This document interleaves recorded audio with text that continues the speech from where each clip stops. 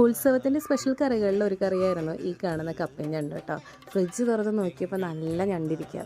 നല്ല ഞണ്ടെന്ന് പറഞ്ഞിട്ടുണ്ടെങ്കിൽ നല്ല രീതിയിൽ എന്താ ഈ പൊന്നൊക്കെയുള്ള ഞണ്ടെന്ന് കേട്ടിട്ടില്ലേ, അതേപോലത്തെ ഞണ്ടായിരുന്നു. അമ്മ അത് നന്നാക്കി തന്നതും കറി വെച്ചത് ഞാനുമായിരുന്നു. അങ്ങനെ കറി എങ്ങനെയാണ് വെച്ചതെന്ന് വെച്ചിട്ടുണ്ടെങ്കിൽ നല്ല സവാളയും വെളുത്തുള്ളിയും ഇഞ്ചിയും എല്ലാം അരിഞ്ഞിട്ട് അതൊന്നിട്ട് വേവിച്ച് കഴിഞ്ഞപ്പോൾ അതിലേക്ക് ഈ കപ്പ അരിഞ്ഞത് കൊണ്ടുവന്നിട്ടു.